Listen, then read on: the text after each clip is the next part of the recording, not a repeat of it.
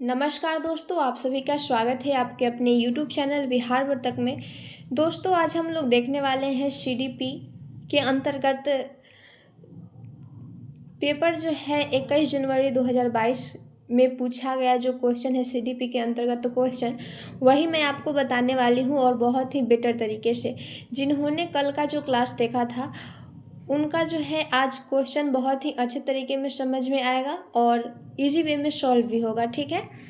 और रात्रि को 9 बजे आपको कनेक्ट हो जाना है चैनल से, अच्छे तरीके से पढ़ाई करना है। सीटेट एग्ज़ाम बहुत ही करीब आ रहा है। चलिए आइए देखते हैं फर्स्ट नंबर क्वेश्चन। क्वेश्चन देखने से पहले आप एक बात को ध्यान दीजिए।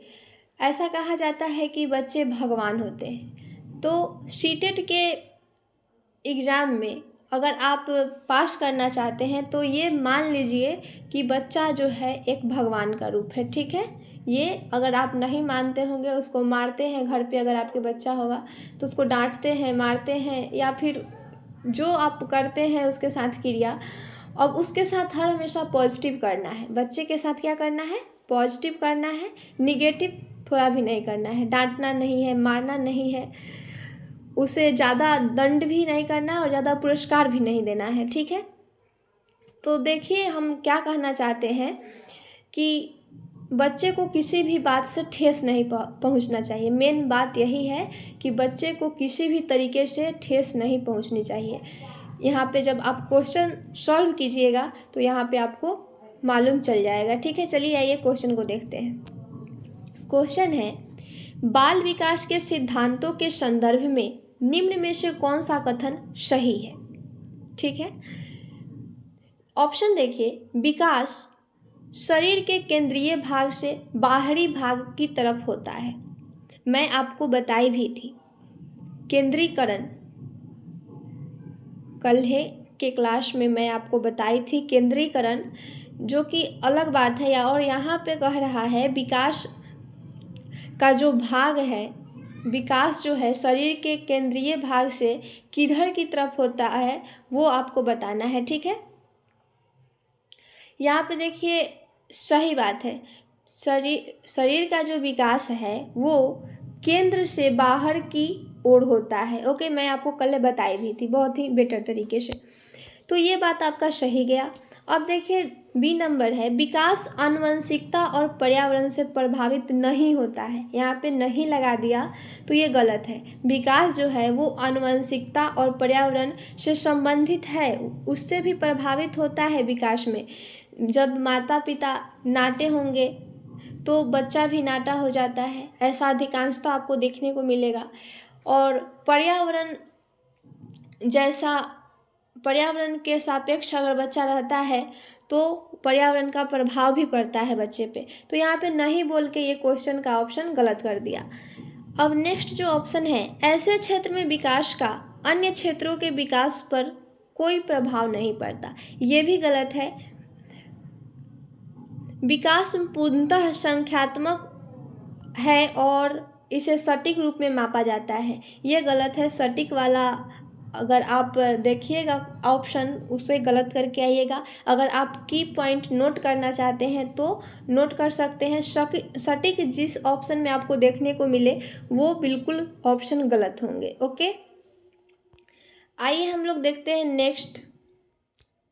सेकेंड नंबर क्वेश्चन है, बच्चों में भाषा विकास किससे प्रभावित होता है? बच्चों में भाषा का विकास जो है वो किससे प्रभावित होता है ये बताना है आपको। यहाँ पे देखिए सेकेंड है केवल आनुवंशिकता।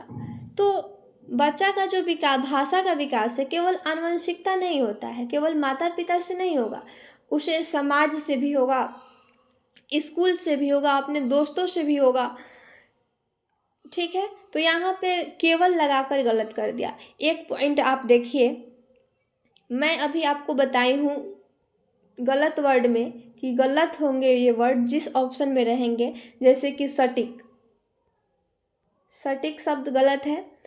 और एक शब्द है केवल, केवल शब्द भी गलत जाता है। जिस ऑप्शन में आप केवल देख लीजिए, सटीक देख लीजिए, उस ऑप्शन को गलत कर दीजिए। ओके, ऑप्शन 2 तो छट गया। और क्वेश्चन को कैसे सॉल्व करना है ये बात रखिएगा ध्यान। ऑप्शन को छांट छांट कर, यानी कि ये ऑप्शन नहीं होगा, ये ऑप्शन नहीं होगा। जैसे कि यहाँ पे केवल लग गया तो ये भी नहीं होगा, यहाँ पे केवल लग गया तो ये भी नहीं होगा। केवल आनुवंशिकता से भी नहीं होता है और केवल पर्यावरण से भी नहीं होगा बच्चे में भाषा का विकास। और यहाँ पे दे रहा है आनुवंशिकता एवं पर्यावरण दोनों से। ये बात बिल्कुल सही कहा। बच्चों में जो है भाषा का विकास जो है आनुवंशिकता यानी माता पिता के आनुवंशिक गुणों पर और पर्यावरण दोनों के मिलने से बच्चों में भाषा का विकास होता है, ठीक है। और यहाँ पे दे रहा है ना कि आनुवंशिकता और ना ही पर्यावरण, ये तो गलत बात है। बच्चों में दोनों का प्रभाव पड़ता है, ठीक है। आइए देखते हैं नेक्स्ट। आप चाहते हैं तो की पॉइंट नोट भी कर सकते हैं, आपको क्वेश्चन सॉल्व करने में इजी होंगे। 3rd नंबर देखिए, एक प्रगतिशील कक्षा क्या होगा। इसमें ऑप्शन है केवल मुख्य श्रवण को प्राथमिकता देकर। मैं अभी आपको बताई हूँ, जहाँ केवल वर्ड देखिए उसे गलत कर दीजिए। अधिगमकर्ताओं की व्यक्तिगत विभिन्नताओं का सम्मान करता है। और देखिए ऑप्शन सी अंक उन्मुख होता है। ये बात अंक वाला जहाँ भी आपको करे अंक वाला, वो बात गलत होता है, आप नोट कर सकते हैं अंक वाला बात। और डी नंबर ऑप्शन है अधिगम के व्यवहारवादी सिद्धांतों पर निर्धारित होता है। तो अधिगम एक प्रगतिशील कक्षा जो है वो अधिगम के व्यवहारवादी सिद्धांतों पर निर्धारित नहीं होता है। प्रगतिशील कक्षा वो होता है जहाँ पे अधिगमकर्ताओं की व्यक्तिगत विभिन्नताओं का सम्मान मिले, यानी कि एक प्रगतिशील कक्षा में बहुत सारे समुदाय के लोग आएंगे और उन सभी स्टूडेंट का जो व्यक्तिगत विभिन्नता है उनका सबका सम्मान किया जाएगा, तो एक वो प्रगतिशील कक्षा बन जाएगा, ठीक है। आइए देखते हैं नेक्स्ट क्वेश्चन। 4 नंबर क्वेश्चन है, एक मिनट देखिए यहाँ पे 4 नंबर क्वेश्चन है लॉरेंस कोलबर्ग के नैतिक विकास के सिद्धांत के अनुसार सजा टालने के लिए नियमों का पालन करना किस चरण को दर्शाता है। बताइए। लॉरेंस कोहलबर्ग के नैतिक विकास के सिद्धांत पर बताना है। मैं आपको सिद्धांत भी पढ़ाऊंगी बहुत ही अच्छे तरीके से। आप चैनल से कनेक्ट होकर डेली पढ़ाई कीजिए, घबराने की कोई ज़रूरत नहीं है। यहाँ पे कह रहा है सजा टालने के लिए नियमों का पालन करना किस चरण को दर्शाता है। यानी कि जब आप बच्चों में देखेंगे कि अगर वो गलती किया रहेगा तब भी वो अपना दिखाया कि नहीं मैं नहीं किया हूँ सर जी, हम नहीं किए हैं, ऐसे कहता है बच्चा सब। मतलब दूसरों पे गलती कर देगा लेकिन खुद को जो है वो सोचेगा क्या कि मैं गलती नहीं किया हूँ, बताने के लिए, दर्शाने के लिए। तो यही बता रहा है कि ऐसा जो बात है किस चरण के अंतर्गत आता है, बताइए। अगर आप जानते हैं तो आंसर कर सकते हैं। तो ये जो है प्रथा पूर्व चरण के अंतर्गत आता है। ये सब आपका ऑप्शन गलत है। ऑप्शन ए होगा प्रथा पूर्व चरण। इसी चरण में सजा टालने के लिए नियमों का पालन करता है। यानी ऐसे भी समझ सकते हैं आप, अगर बच्चा को आप कुछ कहिएगा तो उसे लगेगा क्या कि अब हम पिटाने वाले हैं, तो वो अपना सज़ा टालने के लिए, दंड जब उसे प्राप्त होने वाला है उसको टालने के लिए वो तरह तरह की बातें बनाएगा, ठीक है। यही बात कह रहा है। ये जो बात होती है वो प्रथा पूर्व चरण में होता है। चलिए आइए देखते हैं नेक्स्ट क्वेश्चन 5 नंबर। अधिगम प्रक्रिया को सुसाध्य करने के लिए एक अध्यापिका को ऐसे तरीके इस्तेमाल करना चाहिए, ऑप्शन देखिए, जिसमें संकल्पों का प्रगतीकरण जटिलता से सरलता की ओर हो। यहाँ पे जटिलता से सरलता बोला, तो जटिलता से सरलता जो होता है वो अधिगम प्रक्रिया को सुसाध्य करने के लिए सही नहीं है। अधिगम प्रक्रिया को सुसाध्य करने के लिए अगर यहाँ पे सरलता से जटिलता रहता तो सही जाता। ठीक है, और इसमें देखिए जो औपचारिक चिंतन को प्राथमिकता दे, ये भी आपका गलत है। जो विभिन्न संकल्पों के बीच संबंध खोजने का महत्व दे, ये बात आपका हद तक सही जाता है कि जो बच्चा विभिन्न संकल्पों को बीच जो है खोजने का महत्व देता है वो अधिगम कर्ता में जाता है। ठीक है, जो विद्यार्थियों के बीच प्रतिद्वंदित रूप से संस्कृति पैदा करे, ये गलत बात है। ठीक है, आइए देखते हैं नेक्स्ट है लेव वाइगोस्की का सिद्धांत मुख्यतः करता है। ऑप्शन है आनुवंशिकता के विकास पर प्रभाव को, संज्ञानात्मक विकास में सांस्कृतिक उपकरणों के योगदान को, ऑप्शन सी है समाजीकरण के जीव पारिस्थितिकीय मॉडल को, और ऑप्शन डी है अभिप्रेरणा पर आरोप प्रतिरूप के प्रभाव को। बताइए लेव वाइगोस्की का सिद्धांत जो है किससे संबंधित है, ये बता दीजिए। लेव वाइगोस्की का जो सिद्धांत है ये बोले हैं सांस्कृतिक, सामाजिक और भाषा, इनका जो है जहाँ पे आप देखिएगा सांस्कृतिक, सामाजिक, भाषा, वो ऑप्शन आपका सही जाता है। तो यहाँ पे दो जगह देख रहे हैं, सांस्कृतिक और सामाजिकरण देख रहे हैं, तो इसमें से कौन सा आंसर सही होगा आप बताइए। यहाँ पे कह दिया जीव पारिस्थितिकी मॉडल को, तो मॉडल वाला बात गलत होता है।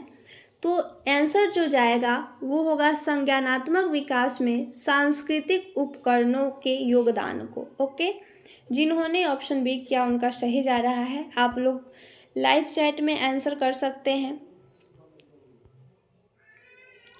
आपका कॉन्फिडेंस सामने आएगा कि कितना तक आप क्वेश्चन का आंसर कर पा रहे हैं। चलिए आइए देखते हैं नेक्स्ट क्वेश्चन 7 नंबर। क्रिकेट पर वार्तालाप के दौरान एक अध्यापक अधिकांशतः लड़कों से सवाल पूछ रहा है और लड़कियों से नहीं। अध्यापक की यह क्रिया किस उदाहरण है?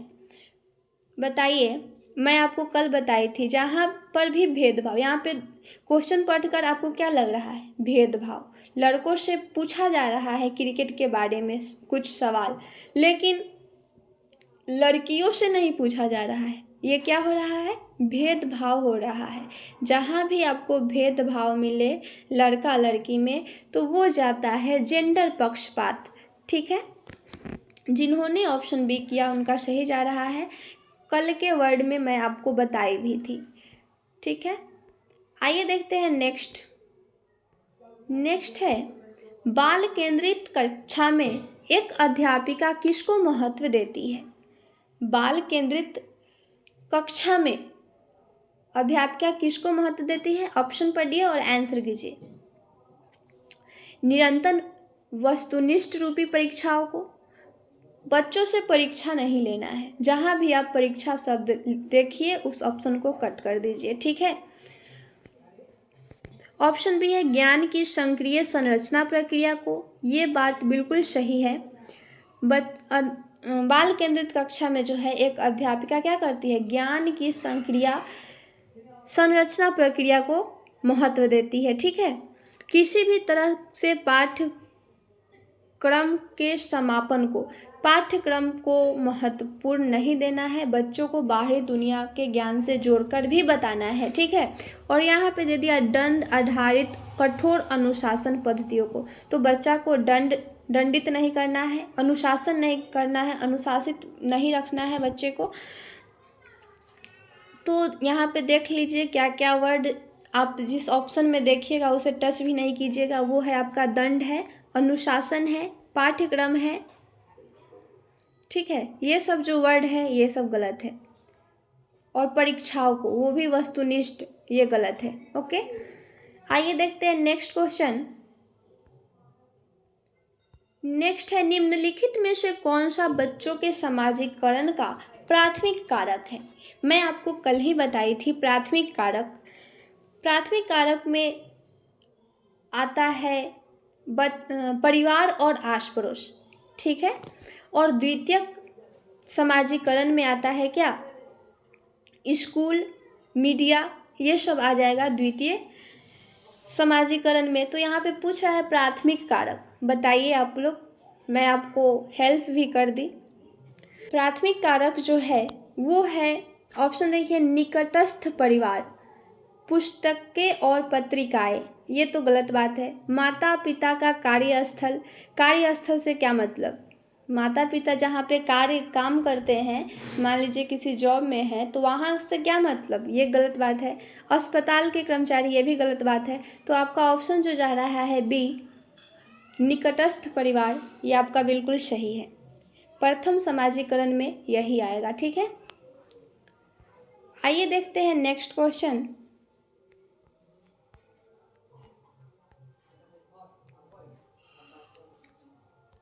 निम्नलिखित में से कौन सा उम्र समूह जो है जीन पियाजे के संज्ञानात्मक विकास के सिद्धांत के मूर्त संक्रियात्मक अवस्था या फिर चरण के समनुरूप है, बताइए।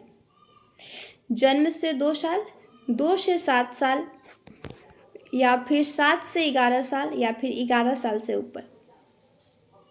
मूर्त संक्रियात्मक का जब बात करें तो आपका होगा क्या, 7 से 11 साल। 7 साल से 11 साल का जो बच्चा होता है उसे मूर्त संक्रियात्मक अवस्था के माध्यम से बताया जाता है। यानी कि मूर्त यानी क्या होता है, प्रत्यक्ष रूप से किसी भी चीज़ को समझाना है तो प्रत्यक्ष रूप से समझाना है 7 से 11 साल के बच्चे को, और अमूर्त रूप से समझाना है तो वो जाएगा औपचारिक 11 से ऊपर जितने भी एज आ जाएंगे, ठीक है। आइए देखते हैं नेक्स्ट। आप एक अध्यापक हैं जो विश्वास करता है कि बच्चे विभिन्न गतियों और अलग अलग तरीकों से सीखते हैं। आप अपनी कक्षा में ऐसी आकलन योजना करेंगे जो सभी विद्यार्थियों के लिए समान हो, केवल वस्तुनिष्ठ प्रश्नों को सम्मिलित करे, बच्चों को सीखने के तरीके से संबंधित न हो, आकलन के अलग अलग तरीकों पर आधारित हो। मैं आपको अभी बताई हूँ जिस ऑप्शन में केवल देखिए कट जाएगा, यहाँ पे 9 दे रहा है, बच्चों के सीखने के तरीकों से संबंधित न हो, ये तो गलत बात है भाई। अगर बच्चा सीख रहा है उससे संबंधित नहीं होगा तो बच्चा को कुछ समझ में ही नहीं आएगा। आप अपनी कक्षा में ऐसी आकलन करेंगे जो आकलन के अलग अलग तरीकों पर आधारित हो, ठीक है। सभी बच्चे का आकलन जो है अलग अलग तरीकों पर होता है, इस बात को ध्यान रखना है। आइए देखते हैं नेक्स्ट क्वेश्चन 12 नंबर। लेव वाइगोस्की के सिद्धांत के अनुसार निम्न में से कौन सी अध्यापन अधिगम प्रक्रिया का पार प्रदान करने वाली प्रभावशाली तकनीक है। पार का अर्थ होता है इशारा, मैं आपको कल की वीडियो में बताई थी पार का अर्थ क्या होता है, इशारा। अगर ये सब याद होगा तो बिल्कुल इजी वे में क्वेश्चन सॉल्व हो जाएंगे। देखिए यहाँ पे इशारा, जहाँ पे भी देखिए संकेत देखिए वो आपका सही हो जाएगा। यहाँ पे तो दे रहा है समस्या के समाधान हेतु स्थिर पद दर पद निर्देश देना, ये गलत बात है। गलत जवाबों पर बच्चों को दंडित करना, ये दंडित नहीं करना है। और नेक्स्ट ऑप्शन है समस्या को सुलझाने के दौरान अगर बच्चे किसी बिंदु पर अटक जाए तो उसे उस समय संकेत और इशारे देना। देखिए संकेत और इशारे आ गए, आपका सही जाएगा। और यहाँ पे कह रहा है प्रक्रिया में अध्यापक का पूर्ण अहस्तक्षेप, ये गलत बात है। चलिए आइए देखते हैं नेक्स्ट क्वेश्चन। निम्नलिखित कथनों में से बुद्धिमत्ता के बारे में कौन सा कथन सही है। बुद्धिमत्ता के बारे में बताना है। केवल यहाँ पे दिख गया, कट कीजिए। कोई भूमिका नहीं होती है, ये भी कट कीजिए। एक क्षेत्र में उच्च बुद्धिमत्ता अन्य क्षेत्र में उच्च बुद्धिमत्ता सुनिश्चित करता है। ये बात देखिए जरा, अगर कोई बच्चा एक क्षेत्र में उच्च बुद्धिमत्ता कर रहा है तो ज़रूरी थोड़ी ना है कि वो अगला जो दूसरा क्षेत्र हो उसमें भी उच्च कर जाए, ये गलत बात है। ऑप्शन डी बचा एक, बुद्धिमत्ता विद्यालय में बेहतर प्रदर्शन करने की योग्यता से अधिक है। ये बात आपका बिल्कुल सही है, जिन्होंने ऑप्शन डी किया उनका सही जा रहा है। ओके, अब देखिए नेक्स्ट क्वेश्चन। एक घोड़े को देखकर 3 वर्षीय बालिका चकित होकर बोली, वाह इतना बड़ा कुत्ता।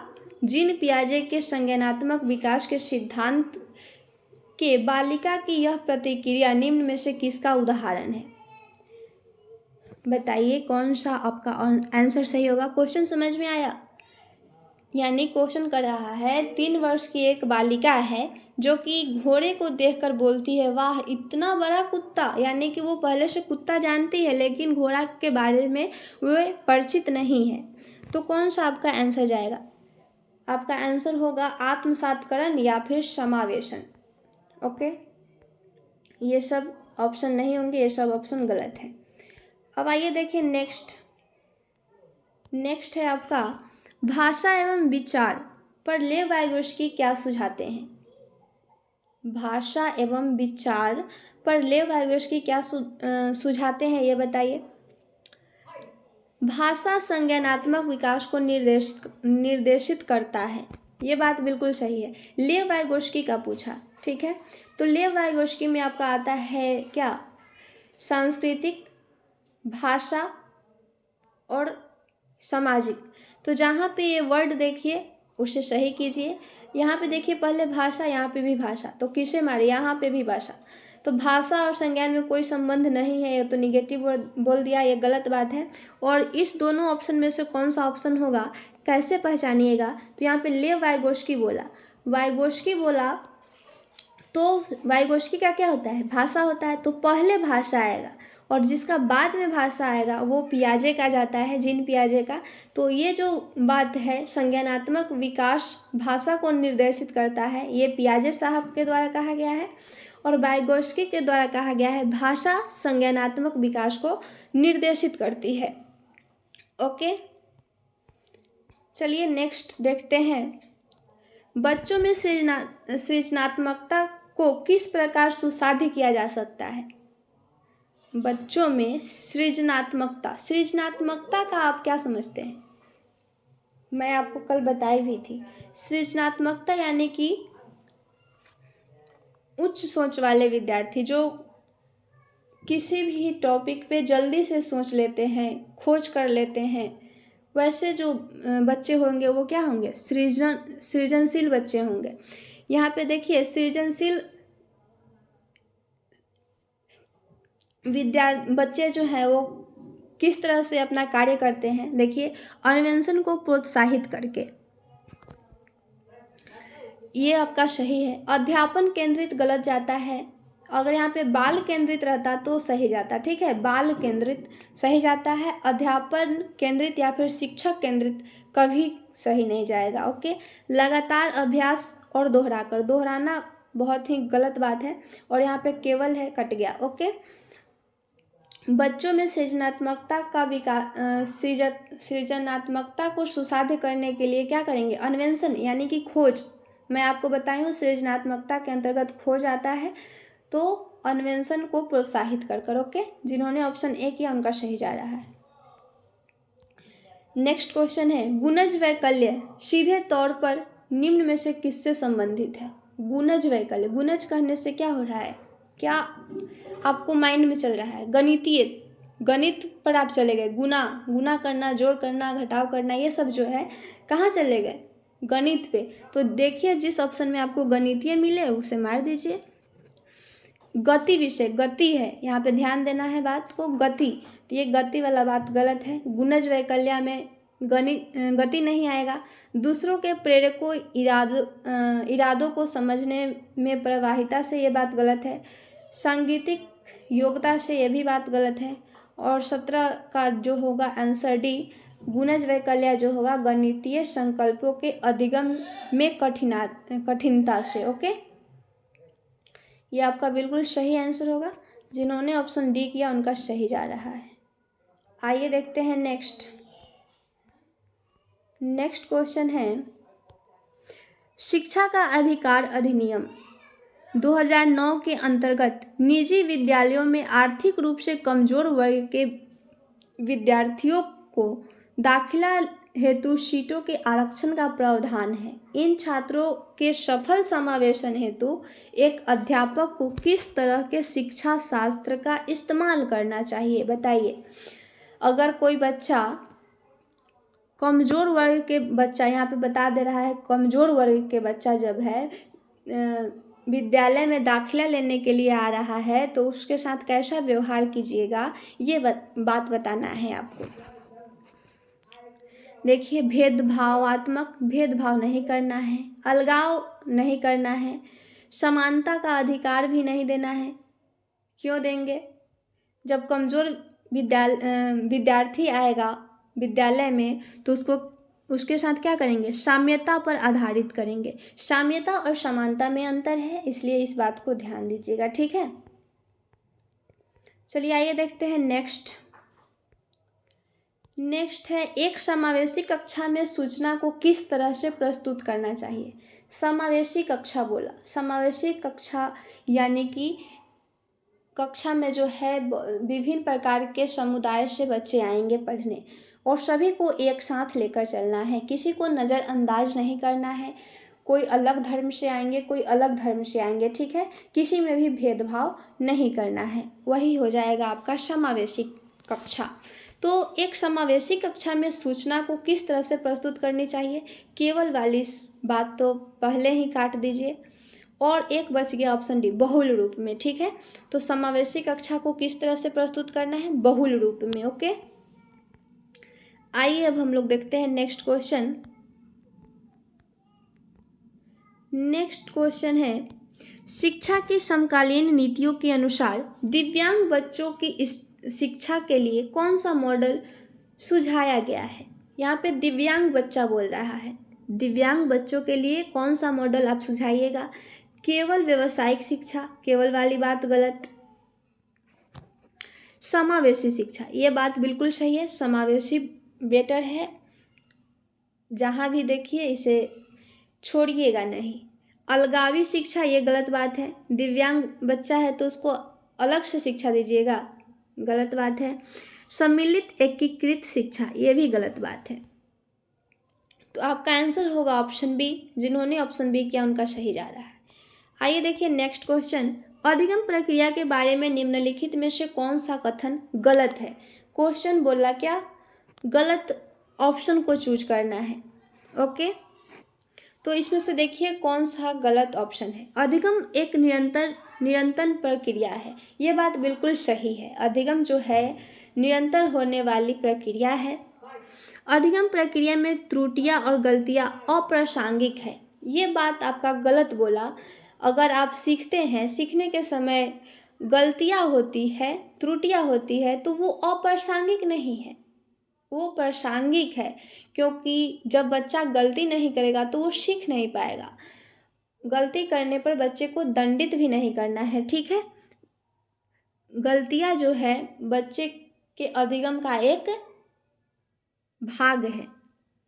ये बात आपका गलत बोला, गलत चूज करना ही था, गलत मिल ही गया।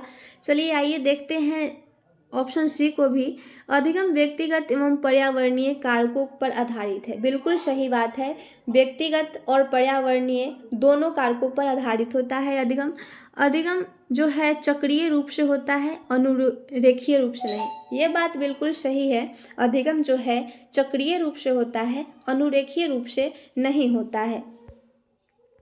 आइए देखते हैं नेक्स्ट, बच्चों को बारंबार यह बोलने से कि वह अधिगम के लिए योग्य नहीं है।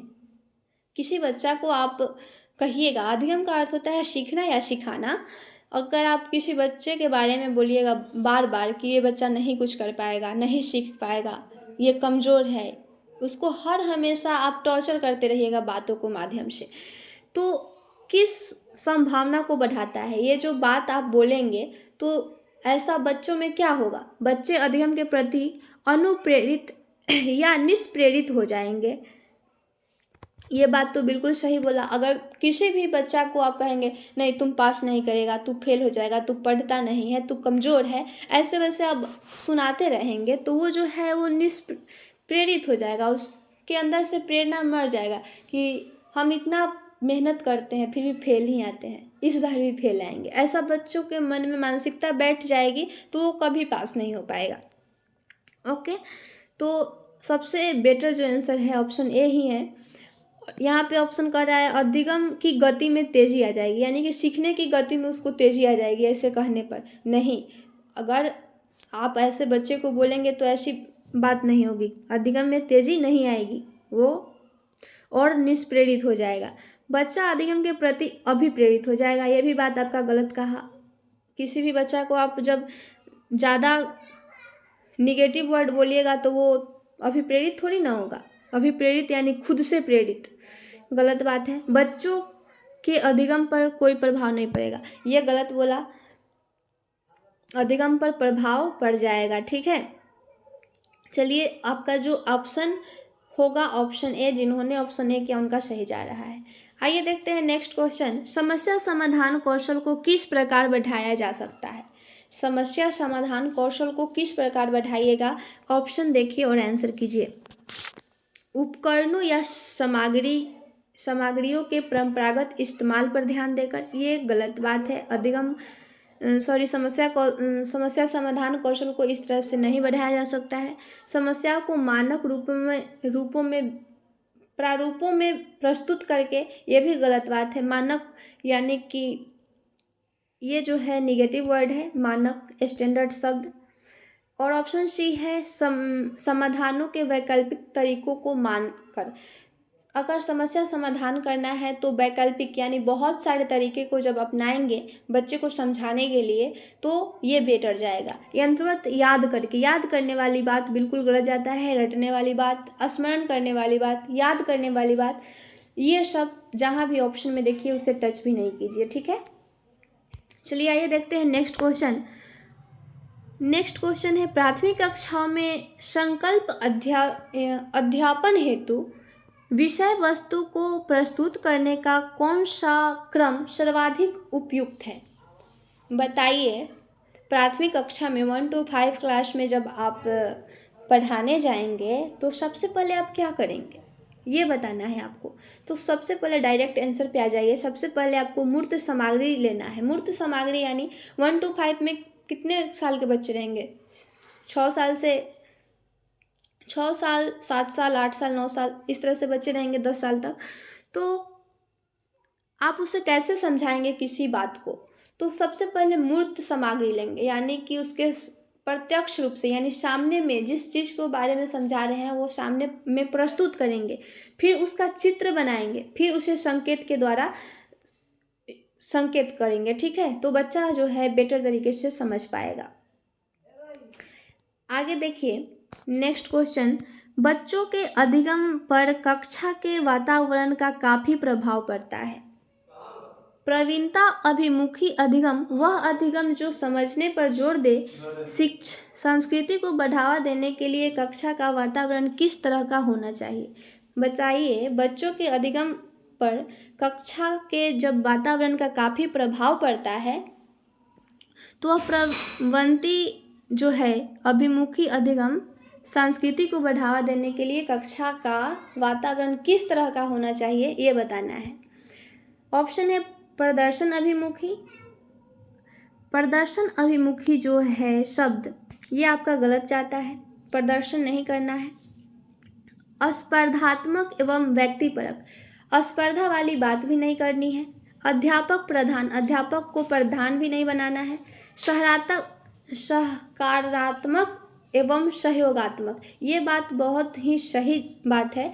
अगर बच्चे को आप सहयोग करेंगे तो बच्चा बेटर तरीके से सीख पाएगा। जिन्होंने ऑप्शन डी किया उनका सही जा रहा है। आइए देखते हैं नेक्स्ट क्वेश्चन। अधिगम के संदर्भ में निम्न में से कौन सा कथन सही है? बताना है अधिगम के संदर्भ में कौन सा कथन सही है। ऑप्शन है परीक्षाएं ही अधिगम की चरण है। परीक्षाएं वाली बात जो होती है वो गलत होती है। यहाँ पे ये भी दे रहा है परीक्षाएं ही, सिर्फ परीक्षाएं। तो ये बात बिल्कुल गलत है। अधिगम एक निष्क्रिय प्रक्रिया है। निष्क्रिय लगाकर ये गलत कर दिया सेंटेंस को। भावों को अधिगम प्रक्रिया पर कोई प्रभाव नहीं पड़ता है, ये बात भी बिल्कुल गलत बात है। और ऑप्शन डी देखिए, अधिगम एक जटिल प्रक्रिया है, इसमें अधिगमकर्ताओं की सक्रिय संलग्नता की जो है ज़रूरत है। अधिगम जो है एक जटिल प्रक्रिया है, इसमें अधिगमकर्ताओं को सक्रिय रूप से भाग लेने की ज़रूरत होती है। जिन्होंने ऑप्शन डी किया उनका सही जा रहा है। नेक्स्ट देखिए, अधिगम का सामाजिक संरचनात्मक विचार अधिगम प्रक्रिया में डैश की महत्वता पर जोर देता है। अधिगम का सामाजिक संरचनात्मक जो विचार है वो किस पर जोर देता है? पारस्परिक क्रियाओं पर, दंड पुरस्कार, ये गलत बात है, आनुवंशिकता, और ऑप्शन डी है अटल शिक्षा शास्त्रीय उपागम। अटल वाली बात जो है वो गलत जाता है। आनुवंशिकता से केवल नहीं होगा, इसमें जो है अधिगम को जब सामाजिक संरचनात्मक विचार करेंगे तो वो पारस्परिक क्रियाओं के द्वारा और महत्वता पर जोर देता है। ठीक है, नेक्स्ट क्वेश्चन है, निम्न में से कौन सा युग्म घटक और अभिप्रेरणा स्रोत का सही रूप से मिला युग्म है? जोड़ा चुनना है, सही जोड़ा कौन है? आत्मपरितोषण। आत्मपरितोषण क्या बाह्य अभिप्रेरणा है? बताइए। ये बात गलत है। आत्मपरितोषण जो है वो बाह्य अभिप्रेरणा नहीं है। जिज्ञासा आंतरिक अभिप्रेरणा, बिल्कुल सही बात है। मैं आपको कल के क्लास में बताई भी थी। जिज्ञासा जो है, कोई भी बच्चा आंतरिक प्रेरणा होता है यानी खुद से प्रेरित होता है तो उसके अंदर क्या होगा? जिज्ञासा होगा, रुचि होगा, इसलिए वो बच्चा अच्छे तरीके से पढ़ पाएगा, पढ़ने में वो कभी उबेगा नहीं। नगद पुरस्कार आंतरिक अभिप्रेरणा, ये बात गलत है। नगद पुरस्कार जो है वो बाह्य अभिप्रेरणा है, ये गलत बोल दिया। यहाँ पे देखिए, रुचि बाह्य अभिप्रेरणा दे रहा है, रुचि जो है वो आंतरिक अभिप्रेरणा है, यहाँ पे बाह्य दे दिया, इसलिए गलत है। आपका जो आंसर होगा ऑप्शन बी, जिन्होंने ऑप्शन बी किया उनका सही है। देखिए नेक्स्ट क्वेश्चन, विद्यार्थियों में संकल्पनात्मक समझ को सुसाध्य करने हेतु एक अध्यापिका को क्या करना चाहिए? केवल वाला बात को पहले ही काट दीजिए। संकल्पों के वार्तालाप उदाहरण और गैर उदाहरण को सम्मिलित नहीं करना चाहिए, ये बात गलत है। सभी उदाहरण को जब आप सम्मिलित करेंगे तब ना बच्चा अच्छे तरीके से समझ पाएगा, तो ये बात आपका गलत बोल दिया। ऑप्शन सी देखिए, जो प्रस्तुत किया गया है और जो पहले से ही ज्ञात है उन दोनों के संबंध स्थापित करने का अवसर प्रदान करना चाहिए, ये बात बिल्कुल सही है।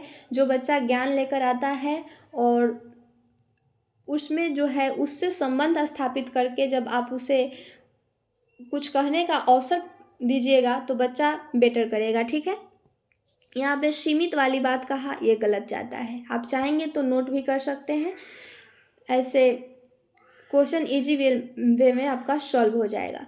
नेक्स्ट जो क्वेश्चन है देखिए, निम्न में से कौन सा कारक अधिगम को प्रभावित करते हैं? अधिगम को प्रभावित करने वाले कौन सा कारक है वो आपको देखना है। बताइए कौन सा जो कारक है वो अधिगम को प्रभावित करता है। देखिए, अभिप्रेरणा जो है वो अधिगम को प्रभावित करता है, सीखने में मदद करता है। सामाजिक संदर्भ भी सीखने में मदद करेगा, संवेग भी सीखने में मदद करेगा और शिक्षा शास्त्रीय उपागम भी सीखने में मदद करेगा। देखिए 1, 2 और 3, 4 चारों सही है, जिस ऑप्शन में होगा उसे सही कीजिए। ऑप्शन डी में है 1, 2, 3, 4, जिन्होंने ऑप्शन डी किया उनका सही जा रहा है। आज का आपका 30 प्रश्न हो चुके सीडीपी का, और बहुत ही बेटर तरीके से। मैं आपको कल के क्लास में कीवर्ड बताई थी, उसी के आधार पर ये सब क्वेश्चन थे। हम लोग मिलेंगे अब नेक्स्ट वीडियो में नेक्स्ट टॉपिक के साथ। जय हिंद।